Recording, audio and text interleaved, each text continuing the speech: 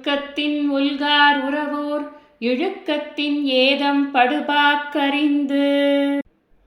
ஒழுக்கம் தவறினா என்ன குற்றம் வரும் அப்படிங்கிறத அறிவில் சிறந்த பெரியோர்கள் நன்றாக உணர்ந்திருப்பார்கள்.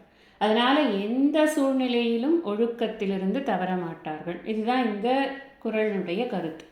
இதுக்கு ஒரு அழகான ஒரு கதை மகாபாரதத்தில் நாம் ஒரு கதைன்னு இல்லை, அதனுடைய ஒரு சின்ன நிகழ்வை நாம் பார்க்க போகிறோம். எல்லாருக்கும் தெரியும் பீஷ்மர் எப்படிப்பட்ட ஒரு சத்தியத்தை செய்தார் அப்படின்னு.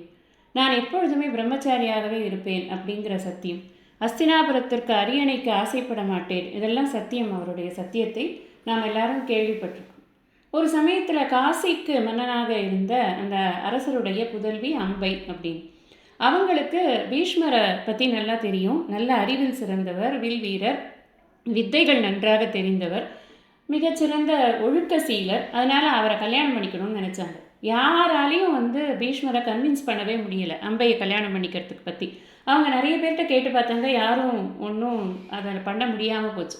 அதனால் பீஷ்மருடைய குரு பரசுராமர், அவர்கிட்ட போய் நம்ம இந்த உதவியை கேட்கலான்னு அம்பை போய் கேட்குறாங்க. தன்னுடைய மனசில் இருக்கிற எண்ணத்தை சொல்கிறாங்க. பரசுராமர் சொல்கிறார், அதுக்கு என்ன, நான் கேட்டு பார்க்குறேனே அப்படின்னு கேட்குறார். அவர் குருவை பார்த்த உடனே இவருக்கு பீஷ்மருக்கு ரொம்ப மரியாதை ஜாஸ்தி. எப்போவுமே குருன்னா குரு என்ன சொன்னாலும் நம்ம அதை கேட்கணும் அப்படின்ற ஒரு எண்ணமானது ஒழுக்கத்தில் சிறந்தவர்களுக்கு நிச்சயமாக இருக்கும். அப்படி குரு வந்திருக்கார். அவருக்கு நல்ல ஆசனங்கள்லாம் கொடுத்து அவர்கிட்ட உங்களுக்கு நீங்கள் என்ன செய்தி கொண்டு வந்திருக்கீங்க, எதுக்காக என்ன பார்க்கணுன்னு வந்திருக்கீங்களோ நீங்கள் சொல்லுங்கள் அப்படின்னு சொல்லி கேட்குறார்.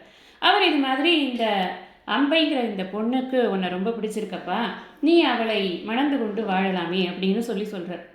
ஆனால் பீஷ்மருக்கு ரொம்ப பயமாயிடுது. குரு கிட்ட மாட்டேன்னு சொல்லியே ஆகணும், வேறு வழியே கிடையாது. ஏன்னா சத்தியம் எல்லாத்த விட பெருசு இல்லையா? அதனால் ஒழுக்கங்கிறது இந்த சத்தியத்தின் அடிப்படையில் ஏற்படக்கூடிய ஒரு விஷயம்.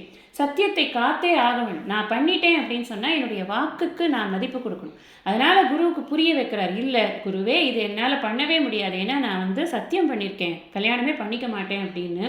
அதனால் என் உயிரே போனாலும் பரவாயில்ல, நீங்கள் எனக்கு சாபமே கொடுக்கறதா இருந்தால் கூட பரவாயில்ல, என்னால் இந்த பெண்ணை கல்யாணம் பண்ணிக்க முடியாது, என்னை மன்னித்து விடுங்கள் அப்படின்னு குருக்கிட்டேயே முடியாதுங்கிற ஒரு விஷயத்த சொல்கிறார். அப்படின்னா எதனால் அந்த ரிஸ்க் எடுக்கிறாருன்னா, அந்த ஒழுக்கம் தவறினா அதனால் வரக்கூடிய குற்றம் இதை காட்டிலும் பெரிதாக இருக்கும்னு அவருக்கு தெரிஞ்சதுனால தான். அதனால் அறிவில் சிறந்த பெரியோர்கள் ஒழுக்கத்திலிருந்து தவறவே மாட்டார்கள் அப்படின்னு நாம் புரிஞ்சுக்கணும்.